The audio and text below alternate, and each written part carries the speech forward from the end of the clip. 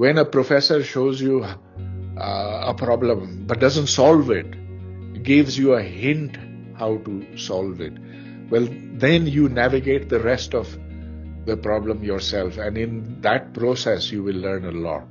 The instant you're given a solution, well, then it's simply a matter of remembering it. So therefore, the emphasis should always be on tackling new and unseen problems. That's what builds up the mind. You will also see that companies do their hirings and they want people who can do new things, who don't just follow orders, because robots can follow orders. In this new age, what's the difference between us and robots? Well, robots haven't learned to think as fast as we have. So learn to think fast and you'll get a job, you'll get into a good university. That's the way to success. And if an educator doesn't understand that, then he or she has to go back to school and be educated.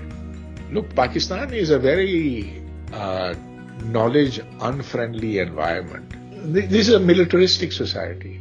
In militaristic societies, the intellect is not nurtured. Discipline is. And I think we'll have to change that to get ahead.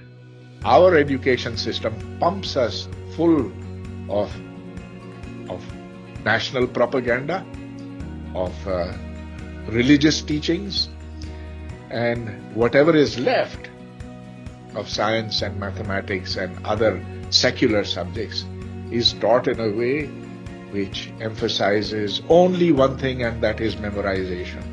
And so sadly, very sadly, we are now at the bottom, absolute bottom of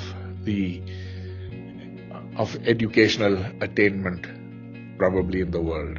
And especially after Imran Khan's time, I think Pakistan is on a very fast downward trajectory.